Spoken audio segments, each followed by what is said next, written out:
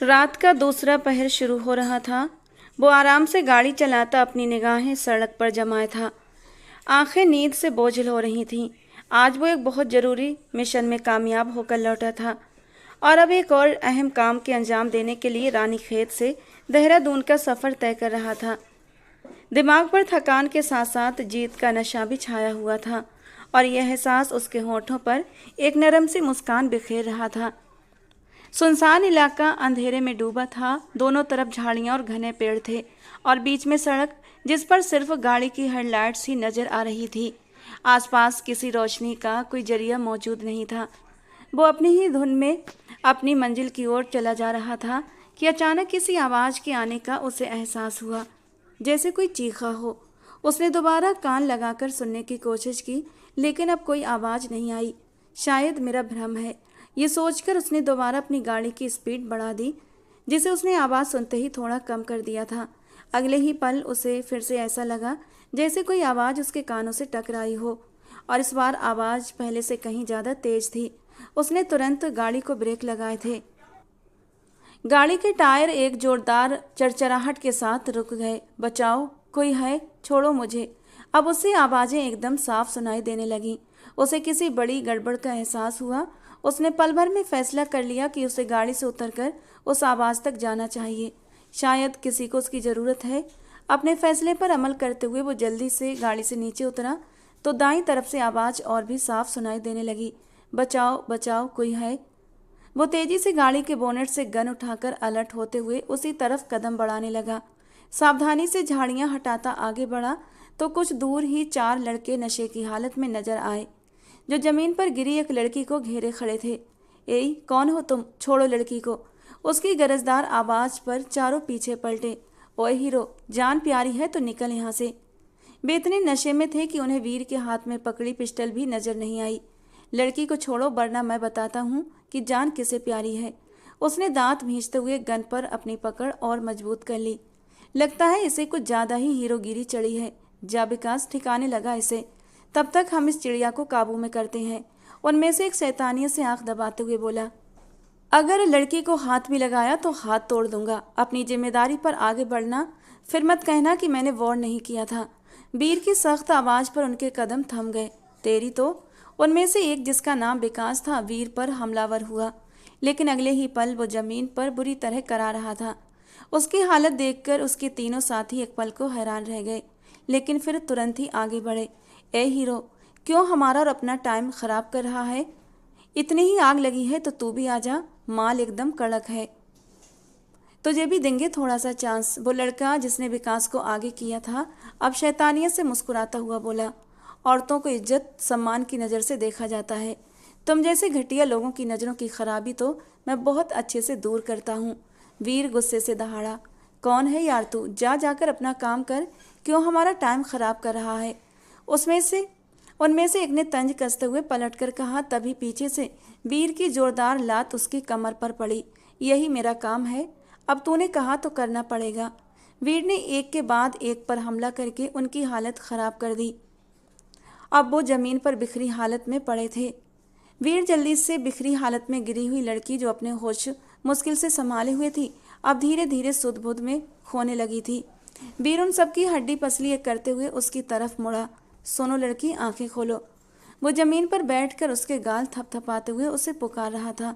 खुद को सुरक्षित महसूस करते ही लड़की ने अपने आप को ढीला छोड़ दिया और फिर होशो हवास से बेगाना होती चली गई। यार, अब क्या करूं? इस वक्त तो आसपास कोई हॉस्पिटल भी नहीं जहां मैं इसे लेकर जा सकूं। उसने आसपास देखते हुए बड़बड़ाते हुए कहा। मिस प्लीज आंखें खोलिए। एक बार उसने फिर उसे उठाने की कोशिश की, जो नाकाम रही। कुछ देर तक दांतों के नीचे अपनी उंगली दबाए सोचते हुए उसने गन बेल्ट में फंसाई और सावधानी से लड़की को बाजू में भरकर उठाया और फिर मजबूत कदमों से गाड़ी तक आया। उसे पिछली सीट पर लिटाकर खुद ड्राइविंग सीट पर बैठ गया। गाड़ी एक बार फिर से मंजिल की ओर दौड़ रही थी। फर्क बस इतना था कि इस बार मुसाफिर 2 थे। वीर उसे अपने कॉटेज ले आया था, जो नैनीताल और रानीखेत के बीच के इलाके में एक सुकून भरी जगह पर था। चारों तरफ फैली हरियाली सुबह के वक्त बहुत खूबसूरत नज़ारा पेश करती थी। वो मुश्किल से दरवाज़ा खोलकर अंदर दाखिल हुआ और टांग से दरवाज़ा बंद करते हुए उसे लेकर कमरे की ओर बढ़ा। लड़की को बेड पर सावधानी से लिटाकर उसने ब्लैंकेट उसके ऊपर फैला दिया। जंगल के अंधेरे में उसके हालात पर उसकी नज़र नहीं पड़ी थी, लेकिन अब रोशनी में उसके वजूद पर नज़र पड़ते ही वीर ने जल्दी से अपनी नज़रें चुराईं। लड़की के कपड़े कई जगह से फट चुके थे, शायद झाड़ियों में अटकने की वजह से, और उसके बाजुओं पर जगह जगह खराशों के निशान भी थे। कुछ खराशों से खून रिसकर भी सूख चुका था। ये कपड़े तो पहनने लायक ही नहीं बचे, उसने कनपट्टी सहलाते हुए खुद से कहा। बिस्तर की गर्मी मिलते ही लड़की का दिमाग धीरे धीरे जागने लगा। हेलो मिस, आंखें खोलिए, आप ठीक हैं? वीर तेजी से थोड़ा झुककर उसके करीब हुआ और पूछने लगा। मैं यहाँ। वो आधी आंखें खोलकर इधर उधर देख रही थी।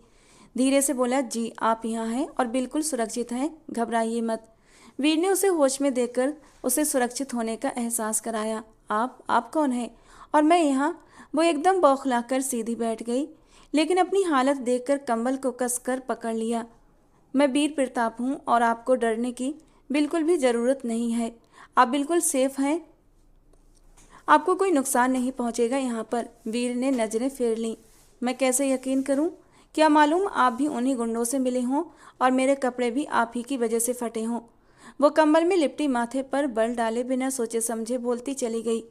ओ माय गॉड, एक तो मैं आपको बचाकर यहाँ लाया और आप मुझ पर ही इल्ज़ाम लगा रही हैं। वीर तो सदमे से हक्का बक्का रह गया। ये देखिए मेरा कार्ड, ये मेरी ड्रेस पर लगा बैज, क्या आपको दिखाई नहीं दे रहा? एक तो मेरा इतना ज़रूरी काम आपकी वजह से होते होते रह गया और ऊपर से आप इल्ज़ाम भी मुझे ही दे रही हैं। वीर ने गुस्से से दांत भींचते हुए उस बेवकूफ़ लड़की की तरफ देखा जो धन्यवाद करने की बजाय उस पर आरोप जड़ रही थी। गुस्सा तो बहुत आया और वो कुछ सुनाने ही वाला था, लेकिन खुद को कंट्रोल कर लिया। ये कपड़े मैंने नहीं फाड़े, समझी आप? लेकिन खैर छोड़िए, जाने दीजिए इन बातों को। मैं आपके लिए कपड़ों का इंतजाम करता हूँ। सारी हमदर्दी और नरमी उसके एक इल्ज़ाम पर हवा हो गई थी। वो थोड़े रूखे अंदाज में कहकर नजरें फेर गया। उसके यूं गुस्सा होने पर लड़की सिमट गई। वीर कुछ देर होठों को अंगूठे और उंगली के बीच दबाए चक्कर काटता रहा और फिर कुछ सोचकर कमरे से बाहर निकला। दूसरे कमरे की अलमारी खोलकर उसने तलाश करना कुछ शुरू कर दिया, लेकिन जो वो ढूंढ रहा था वो चीज़ वहाँ नहीं मिली। लाचार होकर वो कमरे में वापस लौटा। गुस्सा अब अपनी चरम सीमा पर पहुंच चुका था। क्या मुसीबत है यार, अब मैं कहाँ से लाऊं कपड़े? मेजर वीर प्रताप ने गुस्से से कहा तो बेड से लगी लड़की और ज़्यादा सहम गई। अच्छा मैडम, पहले तो आप मुझे अपना नाम और पता बताने की तकलीफ़ करें ताकि मैं आपको आपके घर सही सलामत पहुंचा दूं। एक तो पुण्य करो, ऊपर से इल्ज़ाम भी सहो। नेकी का बहुत अच्छा सिला मिल चुका है मुझे, अब और कोई इल्ज़ाम बर्दाश्त नहीं करना चाहता। उसने बेड के सामने रुककर लड़की को घूरा। मेरा नाम वर्षा है, उसने सहमे अंदाज में कहा। अच्छा, अता पता कुछ है भी या फिर दूसरे गोले से टपक कर यहाँ आई हो? उसने तंज कसते हुए कहा। मैं चंडीगढ़ से आई थी। वर्षा ने जल्दी से नजरें झुकाकर धीमी आवाज़ में जवाब दिया। ठीक है फिर, मैं चंडीगढ़ में आपकी पुलिस को कंप्लेंट कर देता हूँ। कहीं ना कहीं से आपका कोई रिश्तेदार निकल ही आएगा। वो बुरी तरह मुसीबत का शिकार हो चुका था। नहीं प्लीज़, आप मेरे घर वालों को मत बताना। वो अचानक तेजी से वीर को अपने घर वालों को बताने से मना करने लगी। क्यों, घर से भाग कर आई हो? उसने तीखे अंदाज में पूछा। नहीं, मैं ऐसी लड़की नहीं हूँ। वर्षा एकदम से होश में आ गई। अच्छा, फिर आप ही मुझे बता दीजिए कि आप कैसी लड़की हैं जो मुझे रात के अंधेरे में सुनसान इलाके में 4 लड़कों के घेरे में मिली। अता पता यहाँ से मीलों दूर है। घर वालों को खबर करने से आप मना कर रही हैं, तो फिर आप ही बताइए कि आप कैसी लड़की हैं। उसका बस नहीं चल रहा था कि उसे उठाकर बाहर फेंक दे। ये नेकी अब उसे अपने गले पड़ती महसूस हो रही थी। देखिए, मैं मानती हूँ कि हालात इस वक्त मेरे खिलाफ हैं, लेकिन इसका ये मतलब नहीं कि मैं किसी गिरे पड़े घराने से हूँ। बस घर वालों को खबर न करने की कुछ और वजह है जो मैं आपको बता नहीं सकती। उसका कॉन्फिडेंस धीरे धीरे लौटने लगा था। ठीक है, फिर आप जब बताने का इरादा करें तो मुझे बता दीजिएगा। फ़िलहाल तो मुझे कहीं जाना है। आपकी वजह से मैं अपना ज़रूरी काम छोड़कर यहाँ आपका सिरदर्द झेल रहा हूँ और नतीजा ये मिला कि इल्ज़ाम भी मुझ पर ही लगा दिया गया। तो अब आपको जो बेहतर लगे करें। जब जाना चाहें तो बता दीजिएगा, मैं आपकी बताई जगह पर आपको छोड़ आऊँगा। और हाँ, इस टेबल की दराज में एक फर्स्ट एड बॉक्स पड़ा है, उसे निकाल कर अपने जख्मों की मरहम पट्टी कर लीजिएगा, वरना इसका इल्ज़ाम भी आप मुझ पर ही डाल देंगी। उसने बिगड़े तेवरों से जवाब दिया। क्या आप मुझे अकेला छोड़कर जा रहे हैं? अकेले रहने के ख्याल से वर्षा को डर महसूस हुआ। जी हाँ, क्योंकि यहाँ रहकर आप मुझे अपनी इज्जत का रक्षक कम और लुटेरा ज़्यादा समझेंगी, और इस इल्ज़ाम को मैं हरगिज भी बर्दाश्त नहीं करना चाहता। मेरा किरदार दुनिया की नज़रों में ही नहीं, मेरी अपनी नज़रों में भी बहुत ऊंचा है, जिसे मैं आपके हवाले नहीं कर सकता कि आप उस पर कीचड़ उछालें। उसने सख्त शब्दों में उसे झाड़ लगा दी। आई एम सॉरी, मैंने आपको समझने में गलती कर दी। उसने चेहरा झुकाते हुए अपनी गलती मान ली। बहुत बहुत धन्यवाद आपका, लेकिन जबान से निकले शब्द कभी वापस नहीं जाते। जिस तरह कमान से निकला तीर लौट कर नहीं आता, ठीक उसी तरह जबान से निकली बात भी कभी वापस नहीं आती। शायद आज तक आपको ये किसी ने नहीं बताया। खैर, ये जगह सुरक्षित है। आप एक फौजी के घर में मौजूद हैं। ये कोई ऐसी वैसी जगह नहीं है। आप यहाँ अकेले आराम से रह सकती हैं, और वैसे भी आपके कपड़ों का इंतजाम भी करना है मुझे। फिलहाल तो आप मेरे कपड़े पहन लें अगर आपको सही लगे, वरना घर में कोई नहीं है, आप इसी हुलिये में ईजी हो सकती हैं। मैं वापसी पर आपके कपड़े ले आऊँगा, और हाँ, मेरी वापसी सुबह होगी तो घबराने की ज़रूरत नहीं। वो अपनी बात कहकर रुका नहीं था, जबकि वर्षा होंठ भींचे उसे जाता देख रही थी। बाहर लॉन से दरवाज़ा खुलने और फिर बंद होने की आवाज़ आई थी। कुछ देर वर्षा यूं ही बेड पर बैठी रही, फिर उसकी गैर मौजूदगी का सुकून करते हुए कंबल हटाकर उठी। कॉटेज 2 कमरों का था। लॉन्च काफ़ी बड़ा और खूबसूरत था, साथ ही अमेरिकन किचन भी था, जिसे देखकर वर्षा को तेज भूख का एहसास हुआ। जरा खाने का भी पूछ लेता तो क्या चला जाता। वो मुंह बिसूरते हुए फ्रिज तक आई थी, जो डाइनिंग टेबल के साथ रखा था। उसमें खाने को कुछ भी नहीं था। तो क्या ये इंसान सिर्फ कोक से पेट भरता है? खाली फ्रिज उसका मुंह चिढ़ा रहा था। उसने फ्रीजर खोला तो फ्रोजन आइटम्स नजर आए। उसने बर्गर पैटी का पैक निकाला। इसी से गुजारा कर लेती हूँ। स्लेब पर पैक रखते हुए उसने आसपास फ्राई करने का सामान ढूंढा तो थोड़ी देर बाद उसे मिल गया। साथ ही कैबिनेट से उसे ब्रेड भी मिल चुकी थी। 2 बर्गर पैटी फ्राई करके उसने ब्रेड सैंडविच बनाए और भूख का अच्छा इंतजाम कर लिया। साथ ही 2 गिलास कोल्ड ड्रिंक भी निकाल ली। पेट भरकर उसका दिमाग कुछ सोचने के काबिल हुआ था। चलो अब हुलिया भी सही कर लेती हूँ। वो मज़े से सिंक में बर्तन रखकर दूसरे कमरे की ओर बढ़ी। पहले कमरे में वो पहले मौजूद थी, जो यकीनन गेस्ट रूम था। दरवाज़ा खोलकर अंदर दाखिल होते हुए वो झिझक गई। बुरी बात है वर्षा, किसी के कमरे में ऐसे दाखिल नहीं होते। उसने हैंडल पर हाथ रखते हुए सोचा। कुछ नहीं होता, उसने खुद ही तो कहा था कि मेरे कपड़े पहन लेना। अगले ही पल वो अपनी झिझक को पीछे करती हुई कमरे के अंदर दाखिल हो गई थी और अलमारी से एक आरामदायक ट्राउजर और शर्ट निकाली। शावर लेकर वो अब काफ़ी ताज़ा महसूस कर रही थी। लगता है घर में अकेला रहता है। वो पूरे घर को देखते हुए खुद से बोली, चलो खैर, मुझे क्या। कंधे उचकाती हुई वो टीवी ऑन करके बैठ गई और मज़े से मूवी देखने लगी। सुबह सवेरे वो काफ़ी थका हारा हाथों में शॉपिंग बैग्स लिए घर का दरवाज़ा खोलकर अंदर दाखिल हुआ। लॉन्च से टीवी की आवाज़ें आ रही थीं। वो जूते उतारकर लॉन्च में आया तो सामने सोफे पर वर्षा आड़ी तिरछी सिमटी नजर आई। Oh hello madam. उसने सारे शॉपिंग बैग्स सिंगल सोफे पर रखे और दूसरे पर बैठते हुए उसे पुकारा तो वो टस से मस न हुई। मैडम जी, सुबह हुए काफ़ी वक्त बीत चुका है।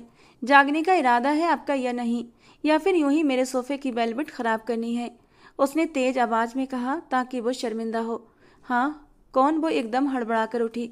मैं हूँ और ये मेरा घर है। अब वो रिलैक्स होकर सोफे की बैक से टेक लगाकर बैठ गया था। पता है मुझे। वो अपने होश संभालती सीधी बैठी थी। फिर कोई अता पता याद आया आपको, या कुछ और वक्त यहाँ पर रहना है? इस बार उसने उससे डायरेक्ट पूछा था।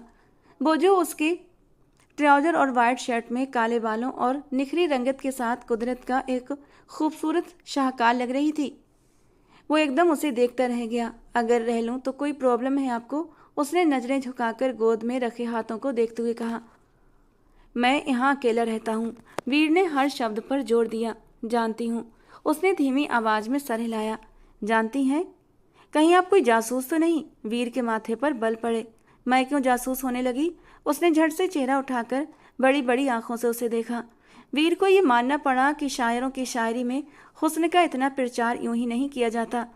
उसने मुश्किल से अपनी नज़र उससे हटाई थी। क्योंकि आपकी कहानी बड़ी दिलचस्प लग रही है। अकेली सुनसान सड़क पर, जो शहर से काफ़ी दूर है। घर का पता बताने से इनकार, घर वालों को खबर करने पर इतना डर। ये आम लड़कियों के अंदाज नहीं है। वीर गहराई से उसे जांच रहा था। मेरा अता पता जानकर आप कुछ नहीं कर सकेंगे, इसलिए मैं बताना नहीं चाहती और घर भी जाना नहीं चाहती, उसने साफ शब्दों में कहा और उसकी आंखों में देखने लगी। फिर भी आपकी कोई तो कहानी होगी, आप ऐसे ही तो यहाँ नहीं आ गई। आपका यहाँ मौजूद होना और उन लड़कों का आपके साथ बदतमीजी करना, और सबसे ज़रूरी बात कि आप उनके हत्थे चढ़ी कैसे। कई सवाल हैं जो जन्म ले रहे हैं और आपकी खामोशी आपको शक में डाल रही है। वीर उसकी आंखों में देखते हुए बोला। वर्षा ने गहरी सांस भरी। मैं पिछले हफ्ते ही लंदन से आई हूँ। यहाँ आकर पता चला कि मेरे घर वालों ने मेरी शादी तय कर दी है, लेकिन मैं शादी के लिए हरगिज राजी नहीं थी। इसीलिए अपने दोस्तों के साथ नैनीताल ट्रिप पर आ गई कि यहाँ से वापस लंदन चली जाऊँगी। लेकिन होटल से वॉक के लिए निकलते हुए मैं रास्ता भटक गई और फिर अनजान रास्ते पर चलने लगी। वहाँ से ये लड़के मेरे पीछे लग गए थे। उनसे बचने के लिए भागते हुए मैं इतनी दूर निकल आई थी। अचानक किसी पत्थर से टकराकर गिरी तो लड़कों ने मुझे पर हमला कर दिया, और आगे तो आप जानते ही हैं। वो धीमी आवाज़ में बताती चली गई। मैं बाकी जानता हूँ, लेकिन अगर रिश्ता मंजूर नहीं था तो अपने घर वालों को बताती। इस तरह घर से फरार होना कौन सी अक्लमंदी है। उसने टांग पर टांग रखकर दोनों हाथों की उंगलियां फंसाते हुए दिलचस्पी से उसका चेहरा देखा। वर्षा ने पल भर को चुप रहकर अपने हाथों की लकीरों को देखा, फिर आगे बोली। बताया था, बहुत बार समझाने की कोशिश की थी, पर मम्मी पापा ने मेरी बात सुनने से इनकार कर दिया। उनके लिए उनकी बेटी के जज्बातों की कोई अहमियत नहीं है, बस ख़ानदान की इज्जत और रिश्तेदारों की मर्जी अहमियत रखती है। और वो लड़का जिससे तुम्हारी शादी तय हुई थी? वीर ने अब दिलचस्पी से पूछा। वो लड़का मेरी माँ की सहेली का बेटा है, बहुत घमंडी, अनापसंद, हर चीज़ अपनी मर्जी से करने वाला, जबकि मेरा नेचर बिल्कुल उलट है। मुझे किसी की ज़बरदस्ती अच्छी नहीं लगती। मैं ऐसे एरोगेंट इंसान के साथ हरगिज़ ज़िंदगी नहीं गुजार सकती। वर्षा की आवाज़ में अब चिड़चिड़ापन और थकान दोनों शामिल हो गईं। तुम्हें कैसे पता कि उसमें इतनी सारी अच्छी बातें हैं? उसने आंखें छोटी करते हुए पूछा। बताया तो है, वो मेरी मम्मा की सहेली का बेटा है। लेकिन आप तो लंदन में रहती थी, फिर मुलाकात कब हुई उससे? वीर ने आंखें सिकोड़ कर पूछा। वो उसका किसी मुजरिम की तरह इंटरव्यू कर रहा था। बचपन में देखा था उसे। वर्षा के चेहरे पर नाराजगी उतर आई। तो क्या पता कि अब उसमें बदलाव आ गया हो? उसने उसकी आंखों में झांक कर पूछा। एरोगेंट इंसान कभी नहीं बदलते। वर्षा के शब्दों में साफ नापसंदगी थी। वीर ने संजीदगी से सर हिलाया। फिर भी बिना मिले बिना बताए किसी के बारे में राय नहीं देनी चाहिए, और ये जो तुमने तरीका अपनाया है ना, ये खुद को मुसीबत में डालने जैसा है। वैसे तुम खुशकिस्मत हो कि मैं वक्त पर वहाँ पहुँच गया, वरना शायद मैं अब जिंदा न होती, या फिर किसी ऐसी हालत में होती जिसे शब्दों में बयां नहीं किया जा सकता। वो उस रात को याद करते हुए डर से कांप उठी और आंखों में नमी तैर आई। खैर, जो होना था हो गया। अब आगे क्या सोचा है आपने? वीर की निगाहों में भी नमी उतर आई। उसने नरमी से पूछा। पता नहीं, मैं तो सिर्फ वहाँ से निकलने का सोच रही थी। यहाँ तक आने का कोई प्लान नहीं था। लंदन वापस जाना भी अब आसान नहीं, क्योंकि पासपोर्ट और सारे कागजात वहीं नैनीताल के होटल में छूट गए हैं। अब वो कुछ झिझकते हुए बोली। तो अब या तो तुम अपने माँ बाप को कॉन्फिडेंस में लो, या फिर तुम्हें फ़िलहाल कहीं सुरक्षित जगह पर जाना होगा। वीर ने गहरी सांस लेते हुए कहा। क्या आप मेरी मदद करेंगे अगर मैं यहाँ आपके कॉटेज में कुछ दिन रह लूँ? वर्षा ने कुछ पल सोचकर उम्मीद भरी नज़रों से उसे देखा। वीर एक पल को खामोश रहा, फिर सीधा बैठते हुए कहा। ठीक है, मैं तुम्हारी मदद करूँगा, लेकिन सिर्फ एक शर्त पर। कौन सी शर्त? वो एकदम से चौंक उठी। यहाँ रहते हुए तुम मेरे उसूलों के मुताबिक रहोगी। कोई झूठ नहीं, कोई इल्ज़ाम नहीं, और किसी भी शक वाली हरकत की बिल्कुल भी इजाज़त नहीं। अगर तुम्हें रहना है तो एक मेहमान बनकर पूरी इज्जत के साथ रहोगी, लेकिन जरा सा भी शक, जरा सा भी झूठ और मेरे कैरेक्टर पर उंगली उठी तो ये बातें मुझे बर्दाश्त नहीं होंगी। उसकी सारी शर्तों पर वर्षा ने फौरन सर हिला दिया। मैं वादा करती हूँ, आप पर मुझे खुद से ज़्यादा यकीन है। शायद ज़िंदगी में पहली बार मैंने किसी गैर मर्द के सामने खुद को सेफ महसूस किया है। वर्षा के चेहरे पर चमक के साथ एक सुकून भरी मुस्कान बिखर गई। क्या बात है, एक ही रात में आपको यकीन हो गया? उसने तंज भरे शब्दों में आईब्रोज गाई। मैं शर्मिंदा हूँ अपनी हरकत पर। प्लीज ऐसी बातें करके मुझे और शर्मिंदा मत करें। वर्षा ने हाथ दबाते हुए झुका लिया। चलिए, आप कहती हैं तो मान लेते हैं, नहीं करते आपको और शर्मिंदा। वीर ने हल्की सी मुस्कुराहट के साथ सर हिलाया और उठकर बैग्स की तरफ बढ़ा। अच्छा चलो अब कपड़े बदल लो, ये तुम्हारे लिए लाया हूँ। साइज का कोई इशू हो तो बता देना। वैसे तो नहीं होगा, लेकिन फिर भी तुम्हें कुछ चाहिए हो या कोई भी प्रॉब्लम हो तो बता देना। और हाँ, किचन में तुमने जो बर्गर बनाए हैं ना, उनकी खुशबू अभी तक माहौल में फैली हुई है और गंदे बर्तन सिंक में पड़े हैं। उसके ये कहने पर वर्षा एकदम से शर्मिंदा हो गई और खिसियानी सी हंसी हंस दी। मुझे बहुत भूख लगी थी, बस इसलिए। कोई बात नहीं, लेकिन आइंदा से बर्तन धोकर रखना और कोई भी चीज़ पूछ कर लेना, वरना मैं फ्रिज में ताला लगा दूंगा। वो मजाकिया अंदाज में बोला और बैग्स टेबल पर रखकर जाने लगा। वर्षा ने मुस्कुराकर उसकी पीठ को देखा। कुछ तो था इस इंसान में, कुछ अलग, कुछ ऐसा जो दिल को सुकून देता था। वो एक अनजान सफ़र पर थी, लेकिन अब उसे एक सुरक्षित घेरे का एहसास होने लगा था। आपने होटल वालों से पूछा? रात के खाने पर वो दोनों डाइनिंग टेबल पर आमने सामने बैठे थे। जी, मैंने फ़ोन कर दिया था, आपकी तमाम डिटेल्स भी दे दी। बस कुछ ज़रूरी काम की वजह से जाना नहीं हो पाया। उसने खाने में बिजी प्लेट पर निगाहें जमाए जवाब दिया। अच्छा। वो एकदम मायूसी से खाने की तरफ ध्यान देने लगी। वैसे जब आपका सामान आपको मिल जाएगा तो आप क्या करेंगी? अब तक कुछ सोचा होगा आपने। खाने से हाथ रोककर उसने पानी का गिलास होंठों से लगाते हुए उसे नज़र भर कर देखा। सच कहूँ तो मैंने अब तक कुछ नहीं सोचा।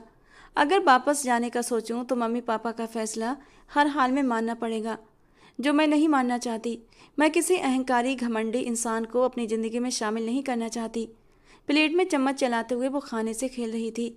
इंसान को अनुभव करने के लिए एक नज़र देख लेना चाहिए। कम उम्र और प्रैक्टिकल लाइफ में आने के बाद वाली पर्सनालिटी में ज़मीन आसमान का फ़र्क आ जाता है। वीर की नज़रें उसके चेहरे पर जमी हुई थीं। किसी की नेचर कभी नहीं बदल सकती, बल्कि वक्त के साथ इंसान के अंदर की ये छोटी मोटी बुराइयां और भी जड़ पकड़ लेती हैं। और उससे मिलने का मतलब कि मैं मम्मी पापा के और भी प्रेशर में आ जाती। मुझे पता है वो मुझे इमोशनल ब्लैकमेल करते और मैं बेबस हो जाती। उसने झुंझलाकर चम्मच वहीं छोड़ दिया। ठीक है, रिलैक्स, कोई ज़बरदस्ती नहीं कर रहा। वीर ने हाथ उठाकर उसे ठंडा करना चाहा। वैसे पूछ सकता हूँ आपकी पसंद क्या है? किस बात में? उसने दिलचस्पी से उसे देखा। उसने उलझी हुई नज़रों से निगाहें उठाई। हम सफ़र के लिए और किसके लिए? आपको अपने हम सफ़र में क्या क्या चीज़ पसंद है? वो खाने से हाथ रोककर दोनों कोहनी टेबल पर जमाकर उसे देख रहा था। मुझे? उसने सोचती नज़रों से ऊपर उठते होठों को ओ की शक्ल में बनाया। उसकी साफ सुराहीदार गर्दन और भी उभर आई थी। ऐसा कोई ख़ास नक्शा नहीं बनाया हुआ, बस केयरिंग हो, समझने वाला हो और मेरी बात मानने वाला हो। वो सोचने वाले अंदाज में बोली। अच्छा, मतलब आपकी बात मानने वाला हो तो उसे जोरू का गुलाम नहीं कहेंगी। अगर अपनी मनवाने वाला हुआ तो वो एरोगेंट हो गया। वीर शरारती नज़रों से उसे देखते हुए मुस्कुराया। अब हर वक्त भी नहीं कि मेरी ही मानता रहे और न हर वक्त अपनी ही मनवाता रहे। बैलेंस होना चाहिए ना। वो चम्मच में थोड़े थोड़े चावल लेकर मुंह में डाल रही थी। उन दोनों के बीच अब काफ़ी दोस्ती हो चुकी थी। अच्छा, ये बात तो ठीक है, बैलेंस।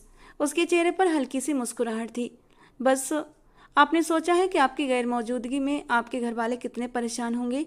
उसने एक और सवाल करते हुए उसे खोजती नज़रों से देखा। वो परेशान नहीं होंगे। मैंने मम्मा को बताया था कि मैं चली जाऊंगी वापस।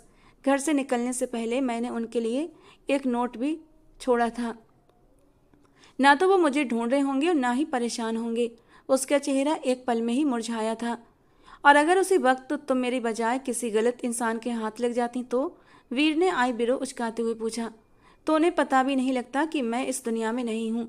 जब तक वो लोग मेरी तलाश में निकलते तब तक मेरी हड्डियाँ भी राख बन चुकी होती। उसके शब्द जहर से भरे थे। इतना घर वालों की तरफ से दिल में मैल नहीं रखना चाहिए इंसान को। तुम्हारी बातों से लग रहा है कि तुम हर किसी को लेकर काफ़ी नेगेटिव इमेज बना चुकी हो। एक साफ और सच्चा मशवरा देना चाहता हूँ। किसी के बारे में भी कोई सोच अपने दिमाग में जगह देने से पहले उस इंसान को थोड़ा परख लिया करो, समझ लिया करो। इसी तरह फैसले लेने और इंसान को पहचानने में आसानी हो जाती है और गलत फैसले लेने से बच भी जाते हैं। वो कुर्सी की बैक से टिकते हुए यूं ही हल्के फुल्के अंदाज में बोला। मैं आपके लिए तो कोई नेगेटिव इमेज नहीं बना रही, वर्षा ने मासूमियत से कहते हुए निगाहें उठाई। वो इसलिए कि आपने मुझे समझा, परखा, वरना मुझे भी आप ऐसे ही कोई कमेंट्स देकर सेट कर देती, जैसा कि होश में आने के बाद आपने मेरे ऊपर पहला कमेंट किया था। वो हंसते हुए उसे उसकी बात याद दिला रहा था। वर्षा एकदम से शर्मिंदा हो गई और अपनी नज़रें झुका ली। शायद आइंदा आपका मशवरा याद रखूंगी। वो गर्दन झटक कर धीरे से मुस्कुराई थी। जाने अनजाने पहली बार वो किसी की बात को यूं इतनी आसानी से मान रही थी। अच्छी बात है। अब चलिए, खाना खा लिया है तो फटाफट ये सब बर्तन धोकर भी रखना। उसके बाद मैं आपको इतने अच्छे खाने के नाम में आइसक्रीम खिलाने ले चलता हूँ। उसने एक उंगली से टेबल पर पड़े बर्तनों की तरफ इशारा कर दिया। जी बिल्कुल, आपकी शर्तें याद हैं मुझे। वो मुस्कुराते हुए बर्तन समेटने लगी। वीर ने एक नज़र भरकर उसे देखा और आगे बढ़कर खुद ही बर्तन समेटने लगा और फिर किचन की तरफ बढ़ गया। आप इस कॉटेज में अकेले रहते हैं? आइसक्रीम हाथ में थामे वो दोनों करीबी पार्क में टहल रहे थे। हाँ, लेकिन बस कभी कभी मेरी बहन यहाँ रहने के लिए आ जाती है। उसने मुस्कुराकर उसके साथ कदम से कदम मिलाए। आपकी बहन भी है? उसने ऐसे पूछा जैसे किसी और दुनिया की बात कर रही हो।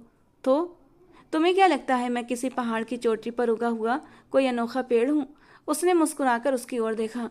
नहीं नहीं, मेरा मतलब वो नहीं था। वो एकदम शर्मिंदा होकर हंस पड़ी। मेरी फैमिली देहरादून में रहती है। मेरे अलावा बस मेरी एक बहन है। मेरी पोस्टिंग यहाँ हुई तो मैं यहाँ पर रहने लगा, इसलिए जब भी उसे सुकून चाहिए होता है तो वो यहाँ आ जाती है। उसने सारी बातें उसे बताते हुए उसकी शर्मिंदगी दूर करने की कोशिश की। वैसे मैंने कुछ सोचा है। कुछ पल की खामोशी के बाद वीर ने कहा, मैं आपको अपनी बहन के पास भेज देता हूँ। आपको कोई एतराज़ तो नहीं होगा? उसने धीरे से पूछा। क्यों? आपको मेरा आपके घर रहना अच्छा नहीं लगता? उसने झट से सवाल किया। ऐसी बात नहीं है। वैसे आप ठीक कह रहे हैं। ना आप मुझे जानते हैं ना मैं आपको। आपकी फैमिली के बारे में भी मुझे आज ही मालूम हुआ है। आप भी सोचते होंगे कि कैसी लड़की है, न जान न पहचान, और मैं तेरी मेहमान। बेकार में ही मैं आपके गले आकर पड़ गई। वो एकदम बोलते बोलते जख्मी सी हंसी हंस दी। आपने एक बार फिर मेरा दिल दुखा दिया। अगर ऐसा होता तो मैं आपको पहले ही दिन अपने साथ नहीं रखता, बल्कि कहीं और भेज देता। मैं जानता हूँ हादसे के बाद आपको सुरक्षा का एहसास मेरे कॉटेज में ही हो रहा है। यकीन करें, मेरे लिए ये बहुत बड़ा सम्मान है कि मैं एक लड़की को ये एहसास दिला पाया। लेकिन मैंने जो अभी कहा उसका मतलब हरगिज ये नहीं था। आप जानती हैं मेरा संबंध आर्मी से है। मुझे कभी भी किसी भी मिशन पर जाना पड़ सकता है। मैं कितने दिन या कितने महीने बाहर रहूं ये तो मुझे भी मालूम नहीं होता। वापसी होगी भी या नहीं होगी इस बात की भी कोई गारंटी नहीं होती। बस इसीलिए मैं चाहता हूँ कि आप किसी सेफ जगह पर रहें जब तक आपके डॉक्यूमेंट्स पूरी तरह आपको नहीं मिल जाते और आपके लंदन जाने का इंतज़ाम नहीं होता। मैं उसी कोशिश में लगा हूँ, लेकिन होटल वालों की लापरवाही से आपका कुछ सामान मिसप्लेस हो गया है। अब ये तो भगवान ही जाने किसने चुराया, लेकिन उसमें आपका पासपोर्ट और वीज़ा भी था। खैर, उसे रिकवर करना मेरे लिए मुश्किल नहीं है। कुछ दिनों में आपके तमाम डॉक्यूमेंट्स आपको मिल जाएंगे। तब तक मैं आपको सेफ प्लेस पर भेजना चाहता हूँ। वीर ने एक एक करके उसके दिमाग की सारी गांठें खोल दी। तो क्या आप अभी भी किसी मिशन के लिए जा रहे हैं? उसका चेहरा बुझ गया, जिसे वीर की नज़रों ने साफ पढ़ लिया। जी, कुछ दिनों में मुझे एक ज़रूरी ऑपरेशन के लिए निकलना है। उसने गहरी सांस भरते हुए उसे बताया। ठीक है, जैसा आपको सही लगे। उसकी आवाज़ काफ़ी धीमी थी। वीर ने एक बार फिर भरपूर निगाहों से उसे देखा। वो चाहकर भी ये स्वीकार नहीं कर पा रहा था कि ये लड़की उस पर किस तरह से असर डाल रही है। आइसक्रीम का स्वाद न जाने क्यों अब पहले जैसा महसूस नहीं हो रहा था। कॉटेज तक का सफ़र उन दोनों के बीच खामोशी में गुजरा। शाम का अंधेरा हर मंजर को हल्की सी संजीदगी में लपेट चुका था। पेड़ों के साए लंबे हो चले थे और हवा में ठंडक बढ़ गई थी। वीर खामोशी से ड्राइव कर रहा था। वो आज रोज से ज़्यादा ही चुप लग रहा था, जैसे कुछ सोच रहा हो। इतनी खामोशी से ड्राइविंग करोगे तो मैं सो जाऊंगी, और फ्रंट सीट पर बैठकर सोना अच्छा नहीं लगता। वर्षा खामोशी से घबरा कर बोली। कुछ नहीं, बस उसके सवालों से लड़ने की तैयारी कर रहा हूँ। वीर ने मजाकिया अंदाज में कहा। क्यों? आपकी बहन इतनी स्ट्रिक्ट है क्या? वैसे हो भी सकती है। पहली बार तो आपके मुंह से भी काफ़ी फूल झड़े थे। वर्षा ने धीरे से मुस्कुराते हुए चुटकी ली। मैडम, उसमें सरासर आपका कसूर था। एक इंसान की अच्छाई पर आपने कितनी बेदर्दी से उसके मुंह पर तमाचा मारा था। उसने भी हिसाब बराबर कर लिया, और मैं उसी दिन से आपसे माफ़ी मांग रही हूँ। लेकिन आप न खुद भूलते हैं न मुझे भूलने देते हैं। उसने मुंह फुलाकर रुख फेर लिया। ये तो मैं आपको पूरी जिंदगी भूलने नहीं दूंगा, वीर ने हंसते हुए कहा। तो वर्षा चौंक कर उसे देखने लगी। पूरी जिंदगी? उसका अंदाज अचानक ठंडा पड़ गया था। ओह, मैं तो भूल ही गया। आप तो यहाँ से बहुत जल्दी उड़ने वाली हैं लंदन के लिए। उसने तंज भरे लहजे में छेड़ा। ऐसा करें, आप खामोशी से ड्राइविंग करें, मैं सो ही जाती हूँ, वर्षा ने नाराजगी से कहा तो वो जोर से हंस पड़ा। आप बुरा भी बहुत जल्दी मान जाती हैं, मानो उसने वर्षा की एक और आदत सामने रख दी हो। जी नहीं, मुझे बुरा मानने का बिल्कुल शौक नहीं। हाँ, आपको शायद मुझे तंग करने में मजा आता है। वो आंखें छोटी करके उसे घूरते हुए रुख फेर कर बैठ गई। वीर ने अब उसे और नहीं छेड़ा, बल्कि बाकी का रास्ता सुकून और खामोशी में गुजरा था। और इस बीच वर्षा आराम से सो चुकी थी। देहरादून पहुंचकर उसने गाड़ी एक बड़े खूबसूरत बंगले के सामने रोकी। स्लीपिंग ब्यूटी, उठ जाइए, मंजिल आ चुकी है। सीट बेल्ट खोलकर उसने वर्षा को पुकारा, जो गहरी नींद में थी। उठेंगी या फिर गोद में उठाऊं? उसके करीब झुककर ऊंची आवाज में बोला तो वो एकदम से हड़बड़ाकर उठ बैठी। हाँ, क्या हुआ? आंखों में नींद का खुमार और चेहरे पर हैरत सजी लिए वो वीर के लिए हमेशा इम्तिहान बन जाती थी। तौबा है वीर, ये कौन सा तरीका है सोए हुए इंसान को जगाने का? उसने हाथ की मुट्ठी बनाकर उसके कंधे पर एक मुक्का रखा था। मुझे सोए हुए इंसान को जगाने का तरीका बिल्कुल अच्छे से मालूम है, लेकिन मरे हुए को आज पहली बार जगाया है, तो अब उसका भी तरीका सीख लूंगा। वीर ने उसकी गहरी नींद पर चोट कर दी। आपके फिजूल चुटकुलों पर आपको ही हंसी आती होगी, मुझे नहीं। बहुत ही खराब सेंस ऑफ ह्यूमर है आपका। चिढ़ती हुई उसने अपने खुले बालों को समेटना शुरू कर दिया। चलिए, खराबी सही, लेकिन है तो ना, आपकी तरह बददिमाग नहीं ठहरे हम। वो फुर्सत से सीने पर बाजू बांधे गाड़ी के दरवाजे से टेक लगाए उसकी एक एक हरकत को नोट कर रहा था। अगर आप तैयार हो गई हो तो प्लीज अंदर चलने की तकलीफ उठा लें। पता नहीं वीर को उसे परेशान करने में क्यों मजा आ रहा था। मैं तो जा रही हूँ आपके यहाँ, आपको यहाँ बैठना है तो बैठ जाइए। वो गाड़ी का दरवाजा खोलकर बाहर निकली। वीर उसके अंदाज पर हंसता हुआ गाड़ी से बाहर आया। घर के दरवाजे पर रुकते हुए उसने बेल पर हाथ रख दिया। तुम इसे पहले क्यों नहीं लेकर आए थे? मुझे तो हैरत है कि तुमने इसे इतने दिन बर्दाश्त कैसे कर लिया। इसे तो हम लोग बर्दाश्त नहीं कर पाते, तभी तो उठाकर आर्मी में फेंक दिया कि भाई ले जाओ इसे, हमें थोड़ा सुकून लेने दो। आशा, जो वीर की बड़ी बहन थी, बनावटी हैरत से बोली। वीर ने उसे आंखें छोटी करके घूरा था, जैसे वार्निंग दी हो। आशा का मिजाज बड़ा दोस्ताना था। वर्षा को एक ही पल में अपनेपन का एहसास हुआ था। अब ले आया हूं ना, तो अब इसे यहीं रखो, और खबरदार अगर कोई बेकार की बातें की। इतनी दूर से ड्राइविंग करके आया हूं, मजाल है जो कुछ खाने पीने का ही पूछ लो। सुबह निकलना भी है मुझे। मैं इसके लिए थोड़ा आराम करना भी चाहता हूँ, लेकिन तुम्हारी जबान तो रुकने का नाम नहीं लेती। उसने अपनी इज्जत अफजाई का बदला चुटकियों में उतार दिया, जबकि आशा ने उसकी बात को नाक पर बैठी मक्खी की तरह उड़ा दिया। नेहा बेटा, आप आंटी को कंपनी दो, मैं आपके मामा के लिए कुछ खाने पीने का इंतजाम करती हूँ, ताकि इन्हें यहाँ से चलता करूँ। आशा ने अपनी 6 साल की बेटी से बोलते हुए वीर को होंठ भींचने पर मजबूर कर दिया। मामा, आंटी आपकी फ्रेंड हैं? नेहा ने अपने मासूम सवालों का टोकरा खोला था, जबकि वर्षा वीर के सामने थोड़ा शर्मिंदा हुई थी। जी बेटा, फ्रेंड ही समझ लो। वीर उसके शर्मिंदा होने पर अंदर ही अंदर उसकी हालत से मजा ले रहा था। तो आप आंटी से शादी करेंगे? उसने एक और सवाल कर दिया। आपसे किसने कहा? वीर के चेहरे का रंग एक पल को बदल गया था। मैंने तो मूवीज में देखा है, पहले हीरो हीरोइन फ्रेंड्स होते हैं, फिर वो बाद में शादी कर लेते हैं। नेहा आंखें पटपटाकर बोल रही थी। सफाई देने पर वो सुकून से सोफे पर बैठते हुए बोला, तो इसका मतलब मैं भी शादी कर लूँगा? वीर ने एक शरारती मुस्कान होठों पर सजाते हुए उससे सवाल कर दिया। आंटी प्यारी है मामा, कर लेना प्लीज़। नेहा ने हाथ से ओके का साइन बनाया, जबकि वर्षा का चेहरा शर्म से लाल पड़ गया। बेटा, आपकी आंटी बहुत जजमेंटल हैं, बिना वजह हमें जज करने लगेंगी, इसलिए उनके सामने ऐसी बातें नहीं करते। वीर ने उसे रोक दिया। तो ठीक है मामा, मैं आपके पास आकर ऐसी बातें करूंगी।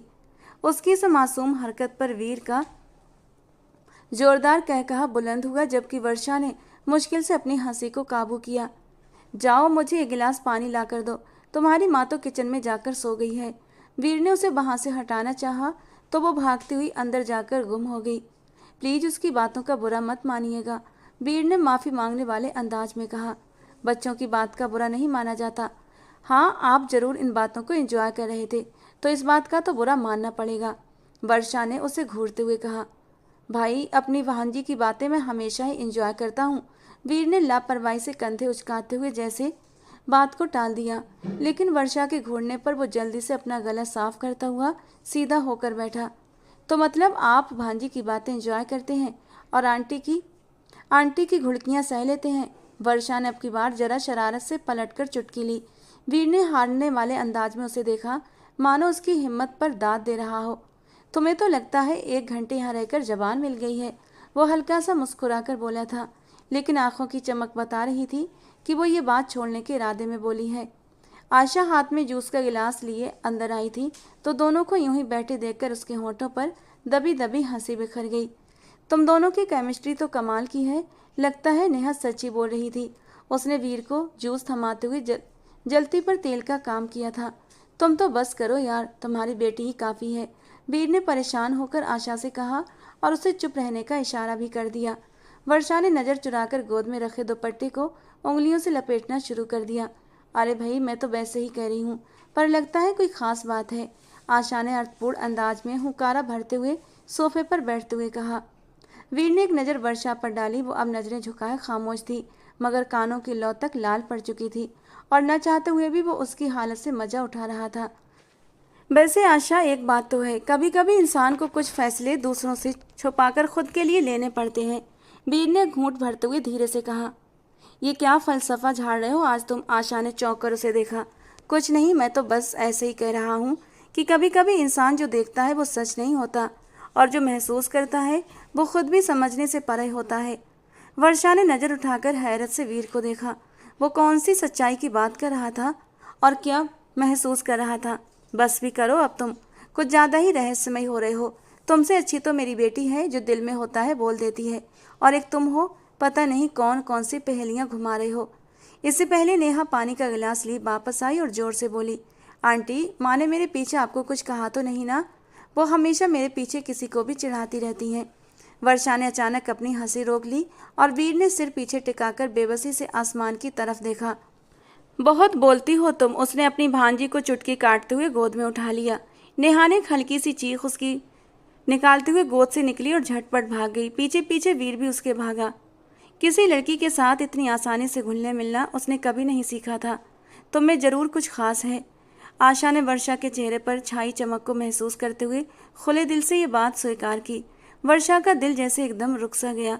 उसे ये बात सुनकर न जाने क्यों एक अजीब सी तरंग अपने दिल में उठती हुई महसूस हुई थी, जो धीरे धीरे उसके पूरे वजूद में करंट की तरह दौड़ रही थी। खास नहीं, ये तो आपकी नज़र का कमाल है दीदी, मैं तो बस एक आम सी लड़की हूँ।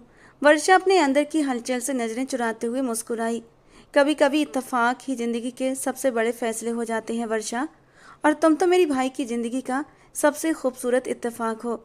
आशा ने उसके हाथ पर अपना हाथ रखकर मोहब्बत भरे शब्दों में कहा।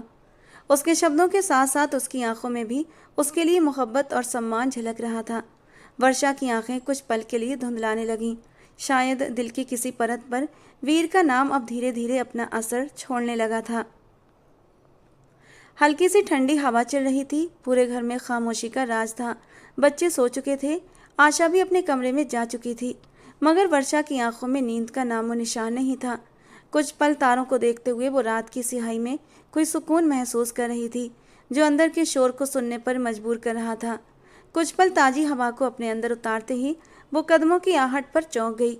अचानक पलटकर देखा तो सामने वीर खड़ा था, फौजी वर्दी में, सर पर टोपी पहने हुए। वो हमेशा की तरह सीरियस था, मगर कुछ थका थका सा भी लग रहा था। तुम जाग रही हो? उसकी आवाज़ में नरमी थी। आप जा रहे हैं? वर्षा ने उसकी तैयारी देखकर अपने सवाल के बदले में एक सवाल कर दिया। हाँ, सुबह निकलना था, मगर जल्दी बुला लिया है। एक सिपाही की खुशी या मर्जी की किसी को परवाह नहीं होती। वीर के शब्द कुछ बोझिल हो रहे थे। वो धीरे से मुस्कुराई। उसके बोझिलपन के असर ख़त्म करने की कोशिश करने लगी, मगर उसकी मुस्कुराहट सिर्फ होंठों तक सीमित रही।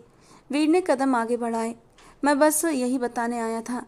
मुझे पता था तुम छत पर हो, क्योंकि मैंने तुम्हें ऊपर सीढ़ियाँ चढ़ते देख लिया था। कुछ पल के लिए खामोशी छा गई। दोनों एक दूसरे से नज़रें चुरा रहे थे। कुछ चाहिए हो तो आशा को बता देना, वो तुम्हारा हर तरह से ख्याल रखेगी। और वो रुका, जैसे शब्द तलाश कर रहा हो। और अपना ख्याल रखना। क्या आपको लगता है कि मैं इतनी कमज़ोर हूँ कि अपना ख्याल नहीं रख सकती? वर्षा ने शिकायती लहजे में पूछा। वीर उसके अंदाज पर चौंका, फिर धीरे से बोला, नहीं, पर तुम अकेली हो अजनबियों के बीच, और आप भी तो अकेले हैं मिशन पर, दुश्मनों के बीच। वो धीरे से बोली और कदम आगे बढ़ा गई। नजरें अब तक झुकी हुई थीं, वीर ने उसकी बात पर अपने होंठ भींचे और एक गहरी सांस भरकर रह गया। फर्क सिर्फ ये है कि मैं अपनी मर्जी से जा रहा हूँ और तुम मजबूरी में छोड़ी गई हो। ये बात जैसे दिल पर कहीं नरम हाथ की तरह लगी थी। वर्षा ने अचानक नजरें उठाईं। आपने कभी सोचा कि किसी को छोड़ देना भी एक जिम्मेदारी होती है? अपने वादे और अपने भरोसे की जिम्मेदारी जो कभी आपने खुद उठाई होती है। वीर उसकी आंखों में देख रहा था, जहाँ कुछ तो था, कोई सवाल, कोई तड़प, कोई चाहत जो जबान पर आने से घबरा रही थी। अगर छोड़ना इतना आसान होता तो शायद मैं, वो कहते कहते अचानक ही रुक गया था। तो क्या? वर्षा की आवाज़ सरगोशी में ढल गई। वीर ने हल्का सा सिर झटका, नजरें झुकाई, जैसे खुद पर काबू पा रहा हो। कुछ नहीं, बस यही कि तुमसे मिलकर लगा कि हर रिश्ता शब्दों का मोहताज नहीं होता। कुछ रिश्ते खामोशी से जुड़ते हैं। ये कहकर वो बिना उसके चेहरे को पढ़े मुड़ गया, वरना उसके चेहरे को हर लम्हा पढ़ना उसका सबसे पसंदीदा काम बन गया था। मैं आपके लिए दुआ करूंगी, वो उसकी पीठ को देखते हुए नम आवाज में बोली और वीर के कदम रुक गए, मगर वो पीछे नहीं मुड़ा। और मैं दुआ करूंगा तुम हमेशा मुस्कुराती रहो, जैसे आज तुम बच्चों के साथ हंस रही थी। वो मंजर मैं अपने साथ लेकर जा रहा हूँ। दोनों के बीच एक अनकहा सा वादा बन गया, जैसे कोई इकरार हो, लेकिन इस इकरार का एहसास उन दोनों के सिवा हर चीज को हो गया था। वो बिना मुड़े, बिना कुछ कहे तेजी से सीढ़ियों की तरफ बढ़ गया और वर्षा वहीं खड़ी रह गई। हवा में उसे ऐसा लगा जैसे ठंडक उतरने लगी हो। उसे महसूस हो रहा था कि वो अजनबी नहीं रहा और उसके जाने के बाद वो खुद से भी अजनबी होने लगी थी। ये देखो, ये वीर है बचपन में। ये कितना अकड़ू और सड़ू होता था कि मत पूछो। हर वक्त तो गुस्सा इसकी नाक पर धरा रहता था। इसकी कोई बात न मानी तो फिर ये जो हंगामा मचाता था ना, भगवान बचाए। बच्चे स्कूल गए हुए थे और वो दोनों इस वक्त फ्री बैठी थीं कि आशा ने अपनी अलमारी की सफाई करते हुए एक पुरानी तस्वीर निकालकर वर्षा को दिखाई। ये तो बिल्कुल अलग है। तस्वीर में मौजूद बच्चा उसे कुछ जाना पहचाना सा लगा, लेकिन वो आशा की बातें गौर से सुनते हुए इस एहसास को नज़रअंदाज कर गई। हाँ, अब बहुत बदल गया है। शक्ल से ही नहीं, अक्ल से भी। वरना अगर अभी बचपन जैसा होता ना, तो हम सबकी ज़िंदगी नर्क बन चुकी होती। इतना नाक में दम करता था कि जीना मुश्किल कर रखा था इस लड़के ने। आशा एक एक तस्वीर पलटते हुए मोहब्बत से बता रही थी, ये देखो, इसमें वीर बिल्कुल नेहा जैसा लग रहा है। मामा भांजी एक दूसरे की कॉपी हैं, लेकिन भगवान की कृपा है कि नेहा आदतों में उससे बिल्कुल अलग है, अपने मामा जैसी नहीं है। आशा ने कान को छूते हुए कहा तो वो दोनों हंस पड़ी। ये मेरे हस्बैंड। अपनी शादी का एल्बम उठाते हुए आशा की आंखों में उदासी उतर आई। Nice couple. अब कहाँ है वो? वर्षा ने तस्वीर को शौक से देखते हुए पूछा। वो भी आर्मी में थे, एक मिशन में शहीद हो गए और अपने सीने पर तिरंगा लपेट कर हमेशा हमेशा के लिए हमसे दूर हो गए और हमारे सर गर्भ से ऊंचे करके हमें अकेला छोड़ दिया। नेहा और राहुल उस वक्त 1 साल के थे। आशा ने अपने जुड़वा बच्चों के नाम लिए। राहुल बिल्कुल अपने पापा की तरह दिखता है और नेहा बिल्कुल अपने मामा की। दोनों इतने गहरे दोस्त थे कि मेरे बच्चों की शक्ल में एक साथ आ गए हैं। उदास मुस्कुराहट सजाए आशा ने उंगली के पोरे से तस्वीर के अंदर मौजूद इंसान को जैसे महसूस करने की कोशिश की थी। ओह, आई एम सॉरी।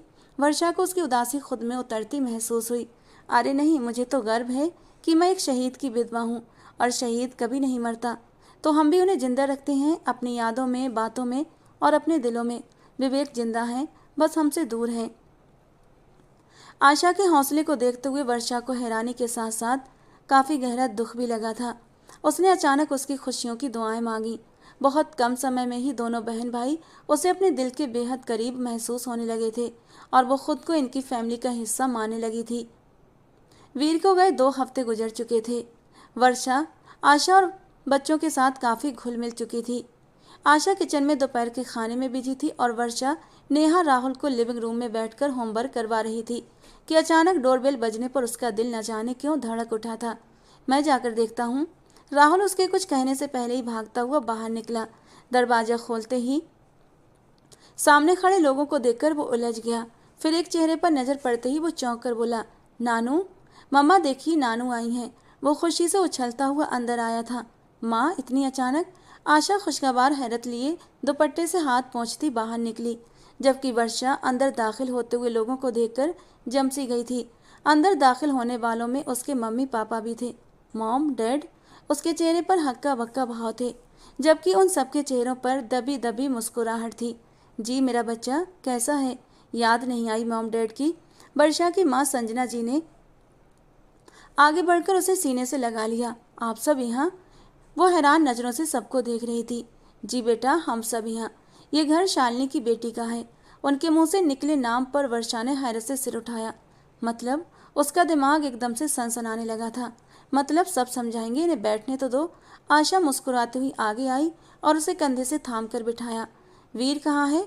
वो नहीं आया अब तक? शालिनी जी ने मुस्कुराते हुए आशा से पूछा। मम्मी वो भी बस आता ही होगा। अपनी हालत खराब होने का सोचकर हिम्मत नहीं हो रही होगी शायद आने की। आशा ने मुस्कुराकर वर्षा को देखा था। ये सब क्या हो रहा है? बेचैनी से वो सबको देख रही थी। बताते हैं, जरा इन सबको तो आ लेने दो।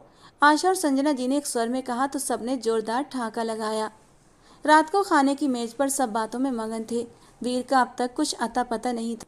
वर्षा अपनी बेचैनी को संभाले कामों में बिजी थी। हाँ भाई कहाँ है ये वीर? वर्षा के पापा राकेश जी आराम से सोफे पर बैठते हुए बोले। सब खाने के बाद चाय का कप लिए हॉल के कमरे में बैठे थे। वो अभी तक गायब है अंकल जी, आशा ने हंसकर बताया। चलो भाई फिर मैं अब और अपनी बेटी को और सस्पेंस में नहीं रख सकता। उन्होंने मोहब्बत भरी निगाहों से वर्षा की सवालिया नज़रों को देखा। हाँ भाई तो कहाँ से शुरू किया जाए? आशा ने मज़े से बात की शुरुआत की। मेरे ख्याल से नैनीताल ट्रिप के लिए घर से निकलने से शुरू करना बेहतर होगा। शालिनी जी ने तुरंत बात कही। अच्छा जी, तो हुआ कुछ ऐसा था कि जब हमारी प्यारी लंदन पलट वर्षा के सामने हमारे नालायक भाई का प्रपोजल रखा गया तो फिर इन्होंने बिना देखे ही इनकार कर दिया। अब इस बात से परेशान होकर संजना आंटी ने मम्मा को कॉल करके सारी जानकारी दे दी। फिर ये प्लान हमारे नालायक भाई का ही था। वैसे हकीकत है कि बचपन में उसे देखकर मैं भी यही सोचती थी कि कौन इससे शादी करके अपना सर फोड़ेगा, लेकिन पापा ने उसकी लगामें आर्मी वालों के हाथ में दे दी। बस फिर क्या था, दिन दुगनी रात चौगनी तरक्की से उसकी आदतें, नेचर, हर चीज़ में सुधार आता चला गया। और जब 2 साल बाद वो ट्रेनिंग पूरी करके घर आया तो भाई उसे देखकर सब लोग दंग रह गए थे। कोई इंसान इस तरह भी बदल सकता है? आशा मजे ले लेकर बताते हुए अपने गाल थपक रही थी जो हंसने की वजह से दुखने लगे थे। फिर संजना आंटी के कॉल पर वीर को पहले बड़ा गुस्सा आया, लेकिन फिर उसने खुद को अंदाज़ा लगाना शुरू किया कि उसकी पर्सनालिटी ऐसी नहीं थी कि कोई लड़की उसे शादी के लिए हाँ कर देती। लेकिन उसे इस बात का गुस्सा था कि बिना मिले बिना देखे इनकार कर दिया गया था। ये बात उसकी अना पर गहरी चोट बन गई थी। खैर, उसने संजना आंटी को तसल्ली दी और खुद निकल पड़ा अपने मिशन पर। ऐसा लगता था किस्मत भी वीर जी के साथ थी कि अपना रास्ता भटक कर उसके रास्ते में आ गई और तुम उन जलील लड़कों के साथ पकड़ी गई। वो तो वीर आपको ट्रेस कर रहा था, इसलिए वक्त पर आपके पास पहुंच गया। और फिर जो आगे हुआ वो तो आप जानते ही हैं। वीर का प्लान काम कर गया और आप उसके साथ सेफ महसूस करने लगी। और एक मजबूत रिश्ते की यही बुनियाद होती है कि हर कोई अपने हमसफ़र के साथ एक सुरक्षा का गहरा एहसास महसूस करे। आशा की बातें बाकी सब लोग एंजॉय कर रहे थे, जबकि वर्षा दम साधे सुन रही थी। इतना बड़ा ड्रामा रचाया गया था उसके साथ। वीर, जिससे उसे कल तक बेतहाशा लगाव महसूस हो रहा था, अब उतना ही गुस्सा आ रहा था। तो इसमें वो कहाँ से सुधरा? वही है ना जैसा वो बचपन में हुआ करता था। मेरे इनकार पर अपनी जिद को सेटिस्फाई करने के लिए इतना बड़ा ड्रामा कर दिया। उसे गुस्से से ज़्यादा सदमा लगा था। नहीं बेटा, उसने तो हम सबकी परेशानी दूर करना चाही थी। बस हमारी ख्वाहिश थी कि आप दोनों का रिश्ता जुड़े और हमारी फैमिली के बीच रिश्ता और भी मजबूत हो जाए। राकेश जी ने उसके जज्बात समझते हुए उसे ठंडा करना चाहा। लेकिन ये गलत है पापा। यहाँ मैं सोचती रही कि मेरे घर वालों को मेरी जरा सी भी परवाह नहीं कि मैं कहाँ हूँ, कैसी हूँ। एक कॉल तक नहीं की। मैं तो नाराज़ थी ना, आप मुझे एक कॉल तो कर सकते थे। वो ना चाहते हुए भी रोहासी हो गई। नहीं मेरा बेटा, ऐसी कोई बात नहीं है। मैं अपनी बेटी से कभी भी बेखबर नहीं रहा हूँ। हर कदम पर मैं आपके साथ रहा हूँ। बस आपसे दूर था, लेकिन लापरवाह नहीं। वीर से मेरी पहली मुलाकात हुई, वो मुझे तब से ही बहुत अच्छा लगा था। आपके लिए हर तरह से सही, मगर मैं आपकी नेचर से भी जानकार था। आप बेहद जज्बाती हैं। बस इसीलिए ये सब मेरे कहने पर वीर ने किया। राजेश साहब उठकर उसके पास बैठते हुए प्यार से कहने लगे, भाई मैं अपनी बेटी के साथ हूँ। वीर कोई और तरीका भी निकाल सकता था। इस तरह अंधेरे में रखकर मेरी बेटी को कितनी जज्बाती चोट दी है उसने। वर्षा बेटा, मैं आपके साथ हूँ, आप जो भी फैसला करेंगी मैं उसमें पूरा पूरा आपका साथ दूंगी। शालिनी जी ने मोहब्बत भरी निगाहों से उसे देखते हुए उसे मान बख्शा। तो फिर आपका क्या फैसला है बेटा? संजना जी ने सवालिया नज़रों से उसे देखा। मॉम, वीर वैसा ही है जैसा वो बचपन में था, ये उसने साबित कर दिया है, तो मेरा जवाब आपको मालूम होना चाहिए। उसने आंखों से नमी पोंछते हुए अपने इरादे बता दिए और उसके जवाब पर वहां मौजूद सबके चेहरों पर मायूसी छा गई थी। रात के दूसरे पहर वो थका हारा घर में दाखिल हुआ। पूरा घर अंधेरे और खामोशी में डूबा हुआ था। सब लोग अपने अपने कमरों में नींद में डूबे थे। वो अपना बैग सोफे पर रखकर किचन की तरफ बढ़ा। पानी की बोतल निकाल कर जैसे ही पलटा, पूरा किचन रोशन हो गया। तुम जाग रही हो अब तक? आशा को सामने देखकर उसने अपनी तनी मांसपेशियां ढीली छोड़ दी। हाँ, तुम्हारा इंतजार कर रही थी। तुम्हें तो 2 दिन में आना था और तुम अब आ रहे हो। वो अंदर आई और उसके लिए खाना गर्म करती शिकवे करने लगी। तुम जानती हो ना, हमारे काम में दिन रात की कोई कैद नहीं होती, फिर भी शिकवा करती हो। वो 2 उंगलियों से कनपटी मसलते हुए धीरे से बोला। आशा ने नज़र भरकर अपने खूबसूरत हैंडसम भाई को देखा, जो थके हुए अंदाज में भी नज़र लग जाने की हद तक प्यारा लग रहा था। चाय बनाऊं तुम्हारे लिए? खाना उसके सामने रखते हुए उसने पूछा। नहीं, बस 1 कप स्ट्रॉन्ग कॉफ़ी चाहिए। उसने वेज बिरयानी पर हाथ साफ करते हुए जवाब दिया। ठीक है, तुम खाना ख़त्म करो, तब तक मैं कॉफ़ी बनाती हूँ। आशा मुस्कुराकर पलटी। आशी सुनो। एक चम्मच लेते हुए उसने कुछ याद आने पर उसे पुकारा। वो उसे प्यार से हमेशा आशी कहा करता था। बोलो। वो कॉफ़ी का जार निकालते हुए बिजी अंदाज में बोली। आज माँ, राजेश अंकल और संजना आंटी आए थे ना? उसने दूसरा चम्मच भरकर मुंह में डालते हुए धीरे से चबाया और नजरें आशा की पीठ पर टिका दी। हाँ, आए थे। उसने भी छोटा सा जवाब देकर होंठ खामोश कर लिए। फिर क्या हुआ? उसके हाथ में चम्मच अब प्लेट में ही धरा रह गया था। वर्षा सबसे मिली थी। आशा ने एक बार फिर छोटा सा जवाब दिया और कप में कॉफ़ी और चीनी डालकर पानी लेने आगे बढ़ गई। फिर क्या हुआ? अब उसके सब्र का पैमाना बढ़ने लगा था। फिर सबसे थोड़ी सी नाराज हुई। इस बार आशा ने बड़ी मुश्किल से अपनी हंसी पर काबू किया था। यार, आज तुम खुलकर सारी बातें क्यों नहीं बता रही हो? क्या सारी बात एक बार में नहीं बता सकती? आखिरकार वो झंझलाहट के मारे फट पड़ा था। यही मैं देखना चाह रही थी कि वर्षा तुम्हारे बारे में कितनी सही है। उसने पलटकर कॉफ़ी फेंटते हुए उसे देखा। क्या मतलब? उसके माथे पर बल पड़े। यही, उसके अनुसार तुम बदले नहीं हो। तुम वही अनापरस्त, जिद्दी और अपनी मनवाने वाले हो। अभी तुमने अपनी ही मनवाई ना, बस तुम्हारा तरीका थोड़ा अलग था। आशा ने संजीदगी से वर्षा की बात उसके सामने रखी। ये क्या बात हुई? उसकी जजमेंट की आदत अभी तक नहीं गई। वो गुस्से से झुंझलाता हुआ खाने की प्लेट पीछे खींच गया। भाई, तुम दोनों की आदतें कभी नहीं जा सकती, तो बेहतर है अब तुम दोनों फेस टू फेस बात कर लो, ताकि घर वालों की भी परेशानी ख़त्म हो जाए। हाँ या ना के बीच में डोलती कश्ती कहीं तो किनारे लगे। वो कॉफ़ी बनाकर उसके सामने रखती बर्तन समेटने लगी। खाना खा लिया है तो उठा लूँ बर्तन? उसने टेबल साफ करते हुए पूछा। हाँ, उठा लो। भूख प्यास तो वो मैडम मार चुकी हैं। आखिरी बात धीमी अंदाज में बोली थी और कॉफ़ी का कप उठाकर बाहर निकल गया। आशा उसकी बात सुन चुकी थी और धीरे से उसकी पीठ देखते हुए मुस्कुराई। वो कॉफ़ी लेकर ऊपर छत पर आ गया। थकान उसके दिमाग पर सवार थी, लेकिन ख्याल उस दुश्मन जाँ में अटका हुआ था जिसने पहले दिन से उसके दिल पर कब्जा जमा लिया था। और ऊपर से जुल्म ये कि उसे इस बात का अंदाजा तक नहीं था। आशा की बातों पर गुस्सा दबाए वो मोडेर के पास खड़ा ठंडी हवा के झोंकों के साथ कॉफ़ी का सुकून ले रहा था। इस मौसम ने उसकी तबीयत पर अच्छा खासा असर छोड़ा था। कुछ देर माहौल की ठंडक और कॉफ़ी को अपने अंदर उतारता वो थोड़ा सुकून में हुआ था कि उसे अपने साथ किसी और की मौजूदगी का एहसास हुआ। उसने तुरंत पलटकर पीछे देखा तो कुछ ही दूरी पर वो हल्के पीले कपड़ों में चेहरा दूसरी तरफ मोड़े खड़ी थी। उसे सामने पाकर उसका गुस्सा जैसे भाप बनकर उड़ गया। उसे करीब से देखने की चाह शिद्दत से उठी और वो बिना इरादा उसकी तरफ बढ़ा। तुम्हारा चुड़ैलों के साथ कोई ख़ास रिश्ता है क्या, जो हर वक्त आधी रात को छत पर नजर आती हो? दिल की चाहत लाख सही, लेकिन उसने अपनी नाराज़गी का इजहार अपने शब्दों से और अपने अंदाज में बनाए रखा। मेरा रिश्ता किसी से भी हो, आप अपने काम से काम रखें। वो दूसरी तरफ रुख फेर कर नाराज़गी से बोली। इस अंदाज का मतलब पूछ सकता हूँ? उसके माथे पर बल और भी गहरे हुए। मतलब तो आप बहुत अच्छी तरह जानते हैं। अगर नहीं तो मुझे हैरत होगी कि इतना मास्टर स्क्रिप्ट इंसान शब्दों में छुपे मतलब से अनजान हो सकता है। उसने पलटकर उसकी आंखों में आंखें डाल दी। मास्टर स्क्रिप्ट होने और शब्दों के उतार चढ़ाव को समझने में ज़मीन आसमान का फ़र्क होता है। हाँ, अगर तुम ये कहो कि मैं तुम्हारे अंदाज को नहीं पढ़ पाया तो मुझे हैरत होगी और इस बात में वजन भी होगा। उसकी आंखों में छुपी नाराज़गी और शब्दों में बोलते शिकवे उसके गुस्से पर ठंडी हवा का काम कर गए थे।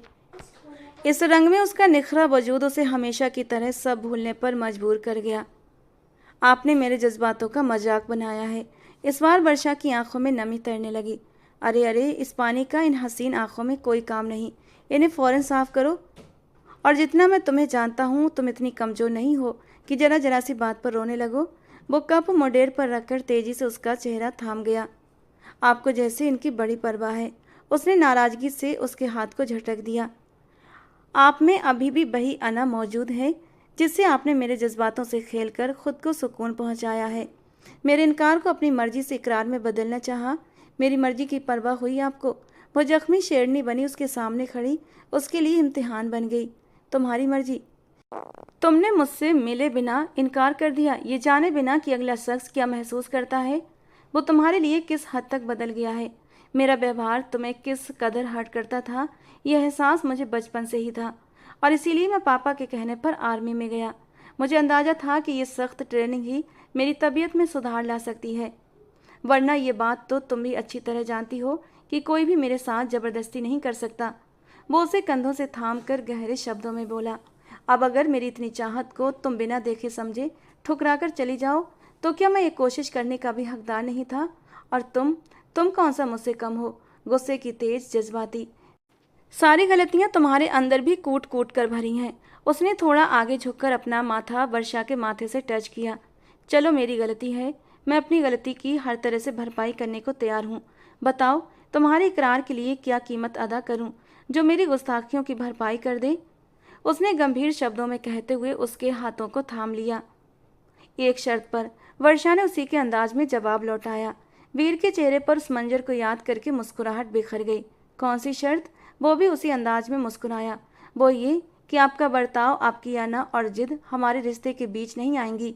जो भी बात होगी हम मिलकर डिस्कस करेंगे और उसका हल निकालेंगे। एक दूसरे के लिए कभी कोई गलतफहमी दिल में नहीं आने देंगे और आप मेरी किसी भी बात पर कोई ड्रामा नहीं करेंगे। उसने उंगली उठाते हुए उससे वादा लिया।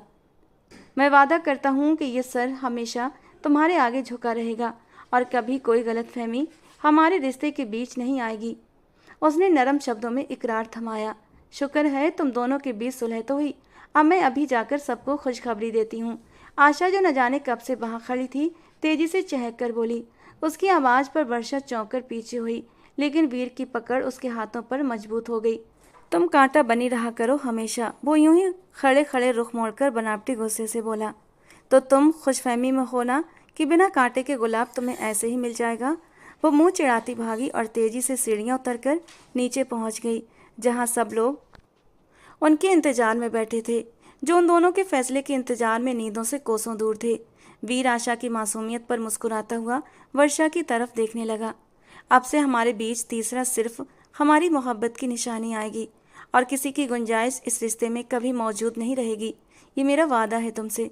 वो भारी और शरारती शब्दों में बोला। वर्षा शर्माने पर मजबूर हो गई। वीर चांद की रोशनी में उसके चेहरे पर छाई शर्म के रंगों को देखकर कश्मकश में डूब गया कि ये चांद उसकी सूरत को रोशन कर रहा था या खुद चांद भी इस चेहरे से रोशनी चुरा रहा था।